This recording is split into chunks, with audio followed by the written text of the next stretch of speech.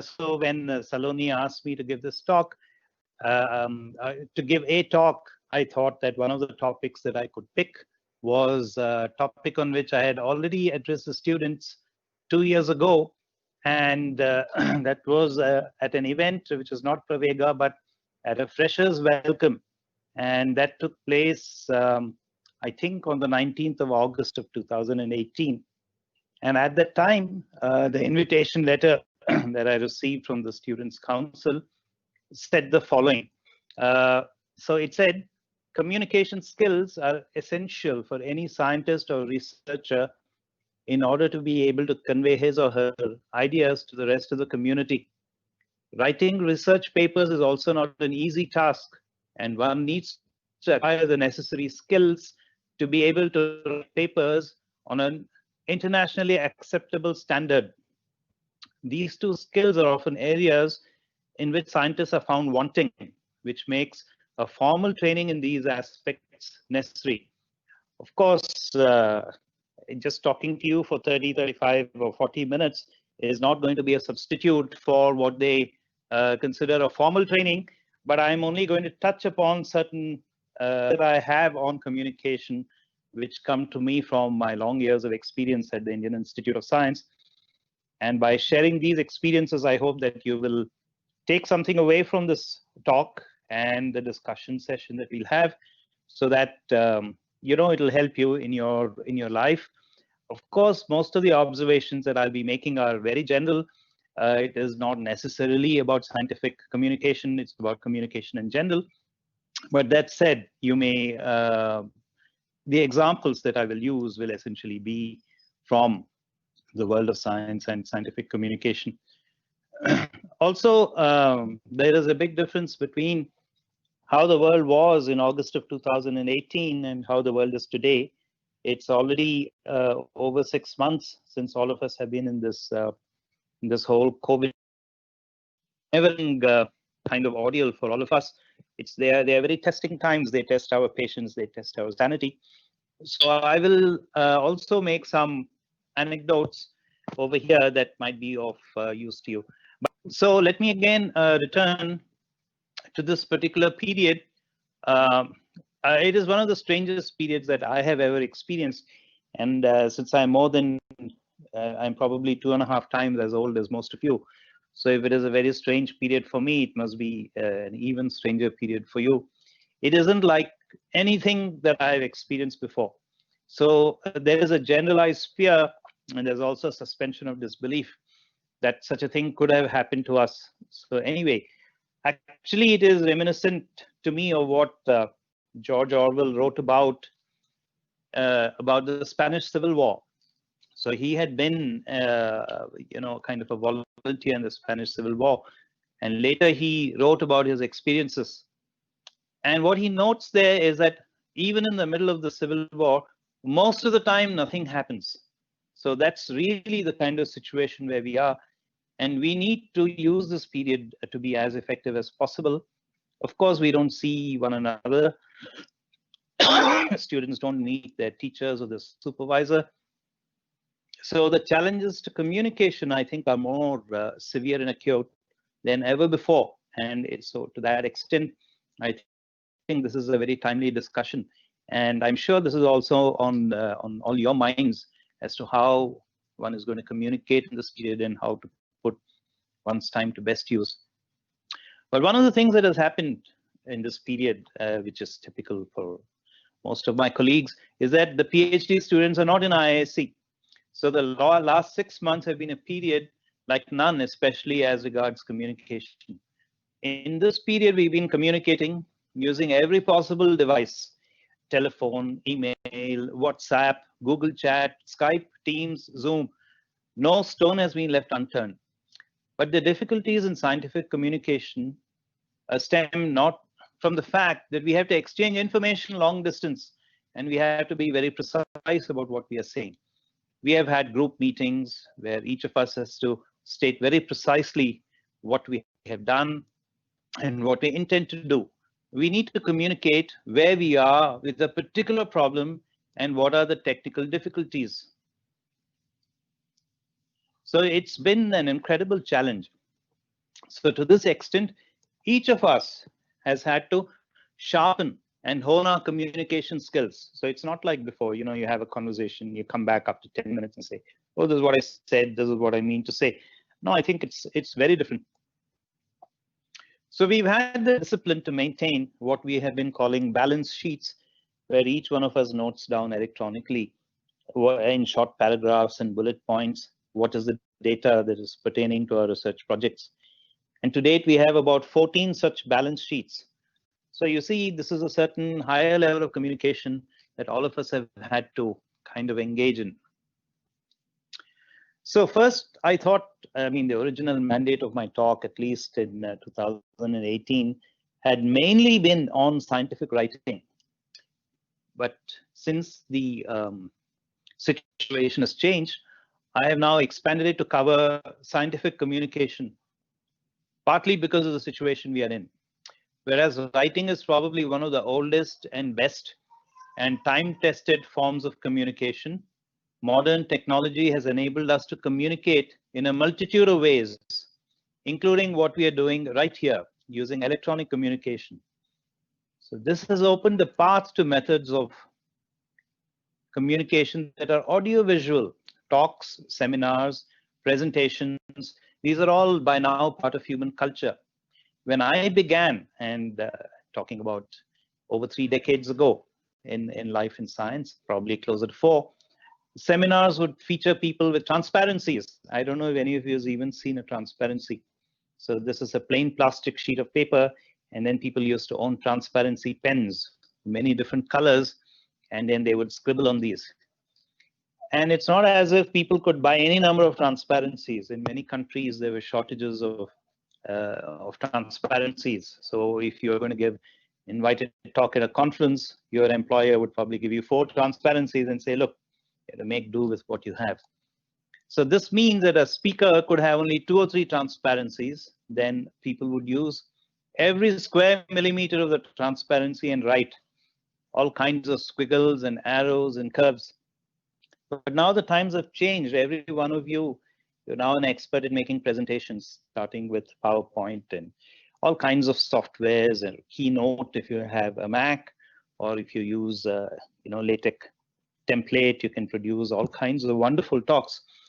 We all now have softwares to produce beautiful slides, lots of pictures and moving elements and emojis and little creatures sitting on them. While the possibilities are mind-boggling, the content is the important issue. There is no substitute to knowledge and being able to convey it properly. One of the reasons why I'm actually not using any slides today is that I happened to see a talk last week by Patrick Winston. Apparently, he's a very famous professor of computer science at MIT, passed away a year or so. But he was also a great communicator. He was also a theorist of communication, what kind of communications and how to communicate effectively. So one of the points that he made, which I was, of course, subliminally aware, but I did not know that it had been established as fact, is that human beings have only one language processor. So, so this is the point that he was making about making presentations and transparencies, that they should not be very cluttered, that they should be very economical, because the person in the audience is either listening to the speaker or he or she is listening, watching the transparencies. The human brain is not quite capable of using both. So that's the reason why today I only chose this, that all of you will have no choice but to look at me. He also makes a point that one should turn off laptops and mobiles and all these things, because that distracts you. Supposing you're reading your email while somebody else is giving a talk, you're definitely not going to be able to pay attention to what he or she is saying. So these were very interesting points that I heard in his talk. So there's no substitute to knowledge and be conveyed properly. So one thing is, I find that some of my students in these years have actually improved their communication skills dramatically. My senior most student, who I hope is here, now has excellent communication skills, both written and oral. I am particularly impressed at the way in which my students are writing, actually, all of them. It reflects a high level of understanding of the subject, maturity, and ability to communicate their ideas very precisely. So the question is, how did they get to this high level of writing communication? So in my opinion, it comes from a concentrated reading of other technical literature, to learn by reading and expressing it through writing, to pay attention to grammar, and to be able to state clearly what one wants to state. It is also important to use sentences, break them up. I did not have to explicitly teach my students any of these things. They just pick it up from the air. One of my former students, who sadly is no more, he came from Nagaland. When he first came, his writing English used to be grammatically sort of okay, but the turns of phrase were a bit unusual. Probably he was translating from his mother tongue. But within a year or two, his written English had changed, and he was writing what I would call normally. His spoken English was just fine, and face to face, there was little chance of misunderstanding. So the issue with writing is that you may not have a chance to explain. That is why you have to be particularly careful when it comes to writing. Now, there are other methods of communication also, which can now be frozen in other fora, not necessarily on paper or in a LaTeX file. There are TEDx talks, there are seminars on YouTube. Now, each of these would be a permanent contribution. But of course, it does not mean that everyone will have a talent for such things. The other major issue for us, especially teachers, also for students, is online teaching, which is the new frontier and challenges in scientific communication. But I do not plan to cover it here. It's very difficult, online teaching. But let me not talk about that now. So returning to Patrick Winston.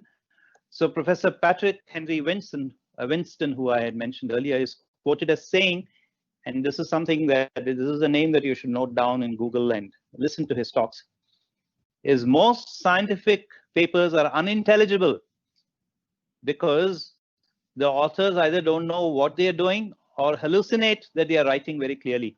So it is not just I who has this issue with scientific writing. Someone as experienced as Patrick Winston is also saying the same thing. Here is another feature that he says that I want to draw to your attention. So he says, your careers will be determined largely by how well you speak, by how well you write, and the quality of your ideas in that order. The emphasis that is being placed by somebody as experienced as Patrick Winston. See, when he's speaking, he was in his mid-70s at the time he passed away, that he is saying that this is how the world will evaluate you. He is talking about a person who has been on the top of the field for decades. So this is the point that he's trying to make. I also want to give you a set of quotations here from a very nice blog on Scientific American that I found.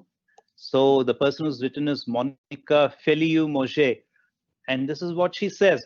Now, most of the things that I'm going to quote from her talk here are actually common sense, but it makes sense to put everything in one place so that your ideas are organized once and for all. So I have some quotes for you. So this is what she says.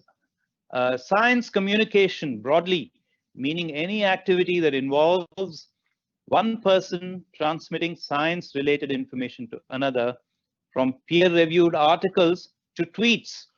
So this is a range that she is describing on what is meant by science communication. She also says, effective communication means transmitting your message clearly and concisely so that it is understood. It's about engaging your audience. It's about the so what and why does it matter of your message. See, when we are talking about science, we are talking about being at the frontier, about something that excites us. So this is not like, of course, it is also telling a story, but here we are trying to convey the excitement of what we do when we are trying to communicate as scientists. When scientists communicatively, science thrives.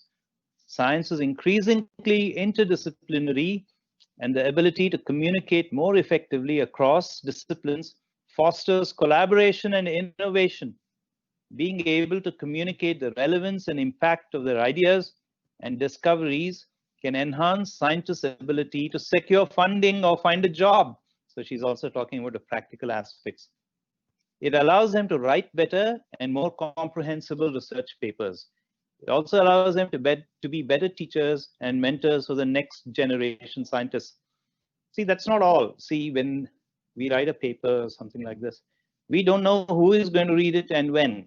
If you develop a technique now, it may be useful to somebody 20 years down the lane. So at the time, you may not be around, you may be in a different field, or you may not be accessible.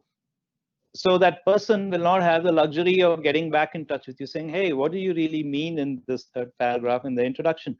So when you write something, it is something that necessarily has to be durable and should not require a second or a explanation as to what you're really trying to say.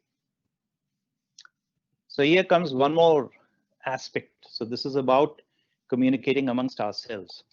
When scientists are able to communicate effectively beyond their peers to broader non-scientist audiences, it builds support for science, promotes understanding of its wider relevance to society, and encourages more informed decision making at all levels, from government to communities to individuals. It can also make science accessible to audiences that traditionally have been excluded from the process of science. It can help make science more diverse and inclusive. Although having more scientists or effective communicators benefits science and society greatly, there are still relatively few training opportunities for science students and professionals to develop these skills.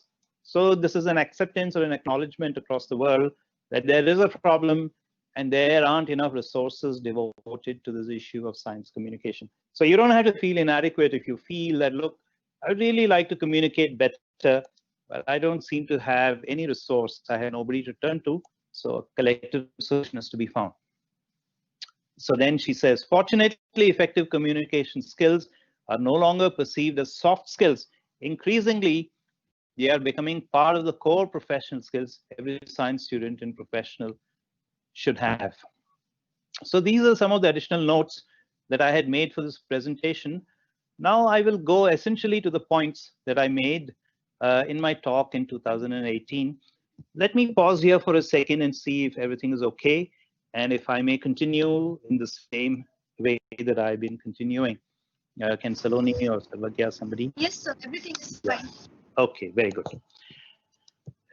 So, so let me return to 2018 when I was invited with the email that I had mentioned.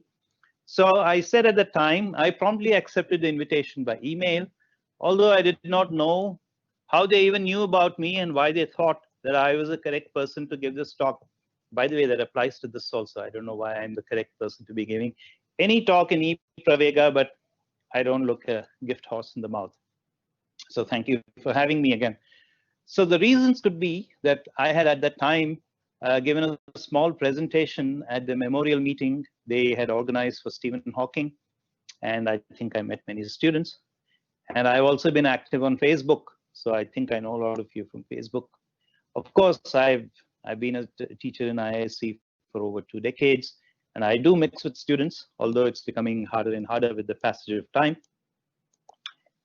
But I'm mentioning almost obvious things. As I mentioned, we have multiple ways of communication today. So at the time, they had given me 15 minutes, and I said, 15 minutes is not a whole lot of time, so I will not spend time on general aspects of communication writing, but would rather concentrate on the specific problems that faces us as people of India in these spheres and how we can find solutions, and also in the setting of IISc. Of course, today I have covered these additional points also, but now I will come to the issue of the specific problems that we face, not necessarily problems, issues, or whatever way you want to describe it, specifically as Indian people, because I think the way in which human beings communicate is also culture specific.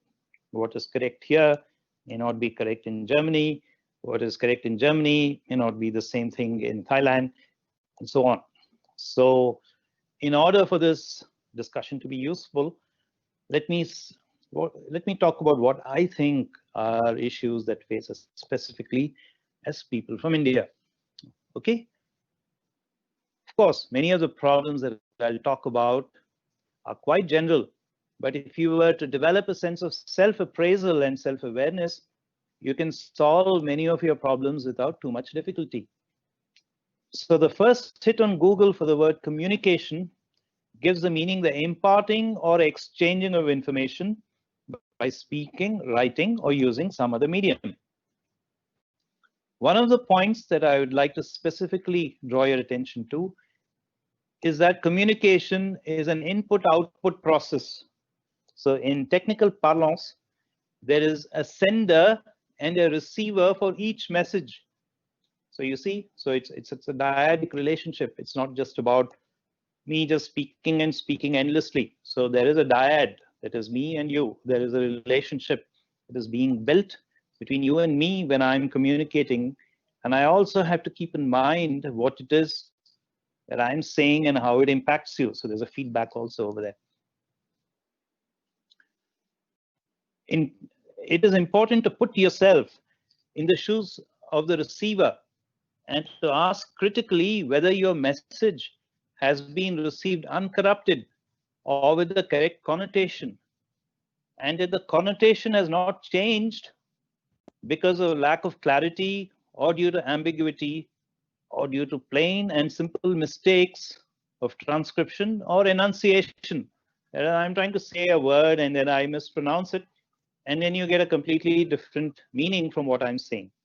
Or that my grammar is incorrect, and therefore you again get a wrong idea about what it is that I'm trying to say. Furthermore, I'd like to mention that communication skills includes both trying to understand what others are conveying and to convey information in the most precise of terms. So in this partnership that we are having today, there has to be an effort both from my side and from your side. If you're just being passive or you're doing something else, playing with your laptop or your smartphone, that means that you're not going to benefit from this. So there has to be an effort both from the sender as well as the receiver. So now turning to our specific case, keeping in mind that we are a multicultural, multilinguistic society, we must understand that idioms and nuances that one may be accustomed to in one's own milieu may not translate into the same in another's.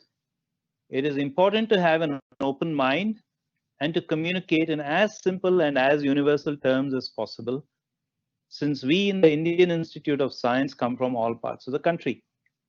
For many of you, this may be the first instance leaving home and a protected environment, and you're facing the big bad world for the first time. Thus, you're facing multiple challenges, and communicating under these circumstances can be quite a challenge. Communication in a complex setting, like in a laboratory, or in a classroom, or in a hostel, or in a gymkhana setting, includes not just verbal communication, but also body language and other forms of non-verbal communication. Young people must learn to receive multiple signals and develop a sensitivity to the diversity of expression. The above said, communication between teacher and student, between supervisor and scholar, are of special significance. Indeed, as are communications between fellow students, as well as with other members of the faculty and the community. These can be quite different and can be challenging. It is best to exercise caution in communication in such scenarios. And it is also best to keep in mind that discretion is the better part of valor. For purposes of scientific communication, one cannot overemphasize the importance of the English language. It is important to master oral as well as written English. A strong command of grammar and vocabulary are an integral part of communication. Let us note that communication is both auditory as well as visual. In terms of talks and presentations, there are now enormous resources for word processing. As I said, all kinds of aids, such as embedded movies, simulations, pictures, figures, histograms, pie charts, and so on. You can also communicate your work by posters or on the internet via a blog or Facebook posts or on Twitter or Instagram. There are plenty of online guides on how to make presentations effective. In this context, you must keep in mind your audience and tune your message suitably. The level and complexity of ideas and presentation must be tuned, keeping in mind the parameters of the technical ability of your audience and the training of the audience itself. You must also learn to give talks first within your own groups and to listen to one another critically and help one another. So in terms of oral communication, please do note that listeners will not always be patient with strong accents that they are not accustomed to. While there is no human being who will not have an accent, each one of us must make an attempt to make oneself understood. So that should be the goal, that people have to understand what you're saying. The purpose of language is to be understood and to understand. There are people who also have a lazy ear. Unless the accent is rather clear, they will not make an effort. That's not, I mean, again, the partnership between the sender and the receiver, there has to be work on both sides. So it is a matter of training to achieve these goals, and it is better to start early, since many of you are undergraduates. I just kind of like to encourage you to think about these things and to keep these goals in your mind. The crucial aspects of presentation skills are precision and economy. Now, Patrick Winston, actually, he has three aspects to effective. One is the knowledge, how you use the knowledge, and your natural talent. And he says in that order. So, of course, if you have no knowledge, there's nothing to communicate. But the knowledge that you have must be really solid. And the communication skills are necessary to make this knowledge effective.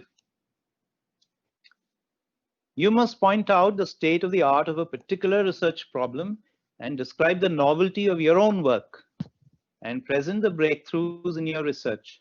Practice makes perfect, and indeed you will not be able to give a good presentation or talk unless you're on top of your subject. In order to be on top of the subject, one must go after it with great energy and dedication and commitment. Veterans in the subject can immediately figure out when a speaker knows what he or she is talking about and are rarely fooled by fluff. It is a subject matter that will capture the moment, which must be the core of any presentation or talk or poster, but supplemented with excellent language skills. Note that future employers as well as examiners are always impressed by sincerity and clarity. One aspect that I'll emphasize here, that in science, it is best to be honest and upfront as possible. To say, I do not know the answer to a question is better than to hazard an unreasonable guess or give an answer that the veteran listener would immediately know to be untrue. Many of the principles enunciated above can also be translated effectively into technical writing. It is important to be concise and crisp and to the point. You could imitate the style of Ernest Hemingway, who was the master of this. Let me again emphasize that in scientific writing, you're not competing in an essay writing competition, but rather you're writing in such a way that the reader and other community are struck by the importance of your scientific work. Most papers today are organized along the lines of an abstract, an introduction, formalism, state of the knowledge, the new technique or equipment, results coming from the new technique or instrumental measurements, modeling the data and interpretation, and validation in terms of a model or support to a new model or furthering a new model, followed by a discussion and conclusions. Clarity and simplicity, along with precision and excellent language skills, without unnecessary verbiage, will make a paper acceptable even to the most critical referee and reviewer. It is a good idea to never hide details and be as upfront as possible with all the assumptions that have gone into your work. Being secretive and telling half-truths brings out the worst in reviewers and referees. Note that you will often be at the mercy of editors and referees, and it is best to win them over to your side. Paying attention to detail and meticulousness will also assist you in getting your papers accepted. Of great importance are acknowledgements, where you honestly and truthfully acknowledge all those who have helped you. Of equal importance are the bibliography and the references. These latter also requires a lot of devotion in order to accredit to one's academic predecessors their due contributions. One of the things that I've observed in IISc, in the generation of students that I am acquainted with, is that they do not pay enough attention to the authors whose papers they use and cite. It is not easy to remember the names of those from other cultures and other countries, but it is an integral part of your work to cite the literature properly. It is not nice to say, oh, there is some author and I can't remember his or her name. No, it's part of your training. You have to be able to say that this is A. Einstein and collaborators. It's not so difficult to remember a name like Einstein. Of course, it's harder to remember names from cultures that we are not, we do not have too much of an acquaintance. We have to make an effort. It is also worth developing good work habits, keeping an online diary or a journal, which you update every day or a couple of times a week, keeping track of your bibliography, making detailed notes on your work, be it laboratory work or your calculations, electronically or otherwise. When you actually put together all your work, this will come in handy. Also, developing a resource base of this type would make your eventual thesis writing so much simpler. In order to meet the objectives laid out earlier, a lot of groundwork and constant hard work will come in handy and will lead to a good use of your time. Please note that DST, well, this is already passé, so I will not mention it. So this is more or less what I had to say. As I said, there are many online resources on effective communication. In the Indian context, I have found a paper by a petition from the Tata Institute, which is called Introduction to Scientific Communication. There is a website that has a manual on principles of scientific writing. So with these words, I think I will stop here and let me see if there are any questions or if there has been anything worthwhile in the 45 minutes that you have put up with me. Okay, so I'll stop here. Yes, sir. So we have a couple of questions. Yes. So first question is, what qualities make a good scientist? Oh, now you have gone off my mandate, which was about scientific communication. So should I take the question? Far too general, no?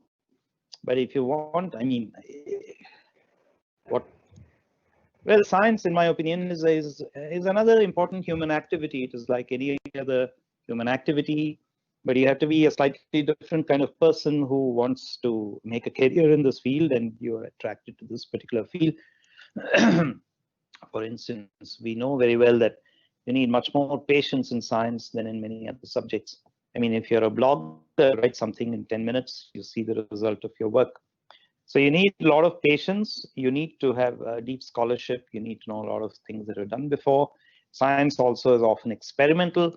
You have to be able to do things with your hands. You have to be able to build machines. You have to be able electronics. If you're a biologist, sometimes you may have to work with animals, or you may have to work with a microscope. You may have to work with so many tools of the trade. So I think in order to be a good scientist, A, you need a lot of curiosity, and B, ability to work very long hours, have a lot of patience, work with many, many different kinds of people. But one of the benefits or advantages of being in science is that you're forever young.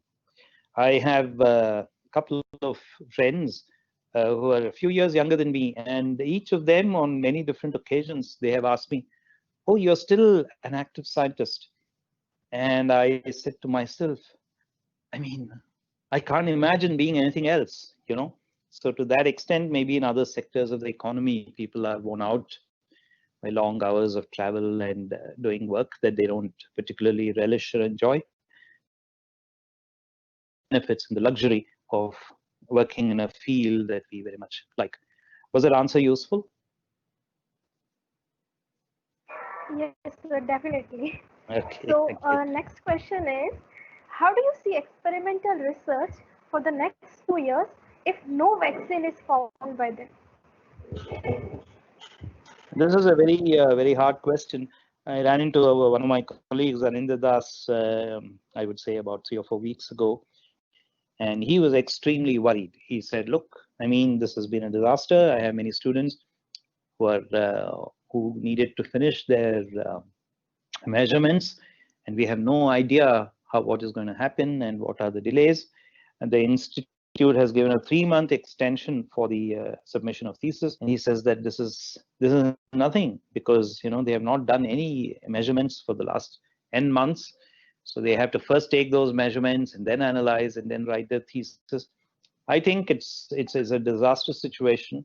The only thing that people can do is they have to use this period to study the subject wherever they home, and think about ideas, think about modeling and calculations and things of that sort. So sorry for a not big answer. I have no idea about the vaccine, whether we will even have a vaccine. It was 2 years, 4 years. I mean, I follow the subject quite closely on the newspapers and all. There has been nothing to inspire confidence that we will have a vaccine anytime soon. So people talk about herd immunity, but herd immunity is a concept that goes hand in hand with the existence of a vaccine. So it is not clear how people are talking about herd immunity and there has been no vaccine. Maybe it's a different kind of response to the disease. There are large populations where a certain fraction of the people will fall ill and recover, hopefully. Yeah. So that's my response. Was it useful? Was it useful to the person who asked the question? The person is anonymous, so you can't say. Okay, dear anonymous, did you like the answer? Okay, fine. So the next question is, how important it is for the scientists to have the ability to communicate with all levels of community? This is question by Abhinav Chaudhary. Okay. Well, of course, one can't be a jack of all trades. Of course, the most important thing as a professional scientist is that you have to be able to communicate with your peers. That's the most important thing. I mean, and your students. But it would also be good if an effort is made to explain to the public what it is that one does. But of course, there's also a cadre of science writers, science popularizers. In India, we have very few of those because traditionally it's difficult for a person to earn a salary being a science writer. But there are some. We have a handful of very good people. I think it is important, and I have done a lot of this myself. I don't know whether it has had any impact, but I occasionally run into a friend somewhere and he or she would say, hey, I read your article in Current Science, or years ago I used to write in Resonance. They said, oh, we very much liked your article. So evidently it does have an impact. Of course, a journal like Resonance is more targeted at college students. I've almost never had a college student ever come up to me and say, oh, I read your article when I was in BSc and I liked it. So far, it has not happened. As I said, the things that we do, they have a long-term impact. We don't know an article that I have written in 2000 may be read by somebody in the year 2040. Or a historian of science may say, oh, in the year 2000, these people wrote this particular article, which reflects the situation of that subject at that particular time and may be of interest to them. I don't think we can assign immediate numerical benefit to our activity. We just do it because we feel it's the right thing to do. Has that question, have I answered the question? Yes, sir. So the next question is, what do you think about mental health issues related to only connected online? I mean, due to the pandemic, yeah, we are connected online. I think it's going to be a serious issue. I mean, human beings are fundamentally very social. We need to talk to people. We need to meet them. We need to spend some time with them. The other issue of this internet connectivity is, see, this is all a new frontier. See, earlier people were doing this on a voluntary basis. It was an add-on. to watch a TEDx talk was something that you added on to your classroom lecture experience. The last 6 months, this has become mandatory. So if it was an add-on, a certain person may want to benefit from it. Somebody else may say, I don't particularly like this. I would rather read traditional books. Or I'll ask my friend how to solve a problem. I don't immediately rush to Quora and see what is the answer there. So the problem now is that everybody is being forced to use these resources. So the way in which we have to look at this is, imagine that internet connectivity was not there and then COVID occurred, then what would have happened to us? Well, each one of us would have gone home, and then how would we have studied? Well, in my time, long ago, it still exists. It's, for instance, the Open University, and many states have open universities. Study material is sent by post to students. They study on their own. There's a fairly rigorous schedule and a timetable. Do your homework and send it for grading and so on. So it's not as if without internet people were not working. There were different ways in which human beings transmitted information and learnt. This was what was called distance education, or open universities, or correspondence courses is how it was called. And I don't think it's necessarily a bad thing. And I don't think online is necessarily a bad thing. There are benefits and then there are disadvantages also. Again, I cannot say because I'm not receiving end of this online business, except for talking to some of my students. I'm not forced to learn online. So it's difficult for me to say. So the answer really must come from you all. How do you feel? The last few weeks of my course, the order of 5 or 6, Field Theory 2, I tried to do online by using Skype and chat box and all that. But I was also inspired by the correspondence model. So I had condensed lectures and I had scanned these sheets and I had sent it to them. I would send homework assignments also, and they would do it and send it back to me. I don't think it went very well. First of all, the connectivity was very poor. Secondly, I think the attendance was also very poor, probably less than 50%. So I don't think that it was a pleasure for anybody, and I don't see it being a pleasure either. But maybe I'm very negative. Maybe others have a different opinion. I would be interested in knowing if somebody has a different opinion. Well, sir, I agree with your opinion. I also think the same. So we have next question. Uh, how to improve ways by which academic, scientific articles can be covered by the media? Well, in IISc, we now have a media cell, which has been interfacing with newspapers. But I do see that generally speaking, there is more coverage of science now than it used to be a couple of years ago. See, we also have to have something to talk about, no? I mean, something has to be reasonably interesting for us to go to the media. We can't, every routine thing that I do in my group is not something that is worth reporting.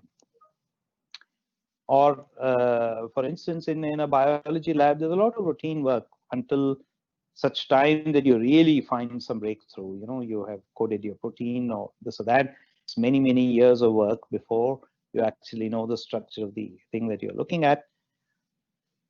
There is also a risk of overexposure when you don't have enough to say. So I think as science grows and becomes healthier and stronger, the response of media and coverage will also have to follow suit. But the first things first, we have to do very good science in order for us to ask for, you know, this kind of coverage. In IISc website, we have, I think there are moving images where faculty members can submit to some committee or the other what it is that they have recently done. They can write 1 or 2 paragraphs and then it is featured over there. I don't know if very many people have the initiative to do that, to tell the institute community and the world at large what it is that they are doing.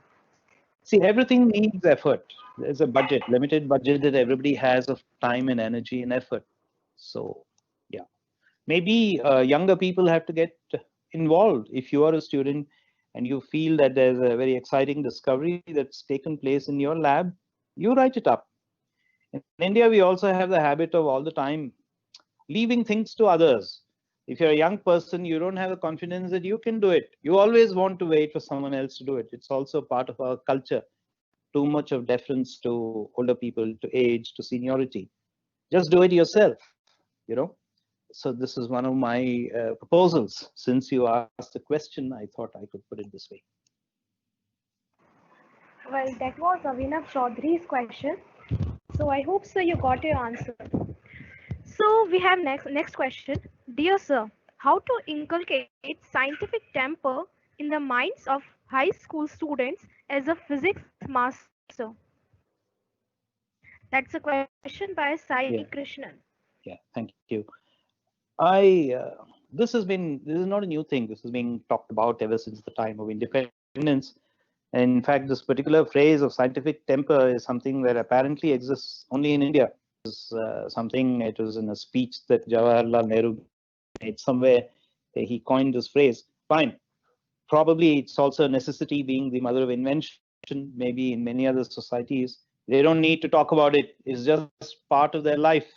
That science is by and large already a part of their life, because different societies evolved differently. So let me give you an example, if I may. This will take 2 minutes. I read a story a few years ago. There was a flight between London and New York, and also Paris in New York. A supersonic passenger flight. It was a plane called the Concorde. So this used to go up and down. And it was amazing because this transatlantic flight was 5 hours long instead of 10 hours and so on. So anyway, so there was a person living somewhere in Scotland, and then he would hear his windows rattle at a certain time, probably quite close to the coast. So he was wondering what on earth could cause this rattle. He was a person, and you have to remember that in the British Isles, they have a very high level of mathematics, even high school level of mathematics. Many people are capable of doing pretty complicated calculations, even if they are not trained in the field. So he did a calculation by which he was able to prove that this transatlantic flight, the plane coming from New York, would just come below the sonic barrier at a certain time. And he was able to calculate the time taken. So when this happens, what a shock wave is produced in the atmosphere. It's called the sonic boom, and the sonic boom reached his window and rattled it. And he was able to prove this, that his windows were being rattled by this Concorde.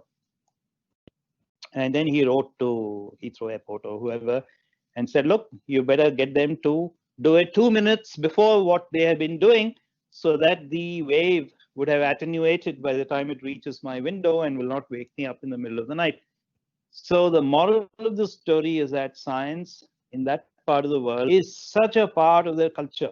You see, if you ask somebody in those countries, how long will it take you to reach some place, they will be able to tell you very precisely. They'll say 7 minutes or 8 minutes, while life in our country is completely different. You ask somebody how to reach somewhere, the person won't even know the place. He may be sitting in front of that building and won't know. So the level of development of the society, how deeply these ideas, mathematics, physics, are ingrained in people is a matter of a history of a country. We have, unfortunately, been really behind, as you know, because we were politically dominated by others. And we are starting out 70 years ago, when life expectancy in India was less than 30 years. So all these, and there was practically no age, probably less than 20% literacy. So we have made giant strides, but of course, it also comes with a delay compared to many other societies. And science is something that I think we just have to do it without asking too many questions. You do your best, and your work will have an impact on your society. Otherwise, I don't see how this will change.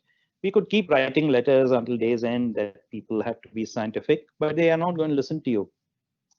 Also, in a given society, people can be superstitious. They may not accept ideas. We all know and grapple with these things. Sorry for this long stream of consciousness kind of response, but I hope I sort of answered your question.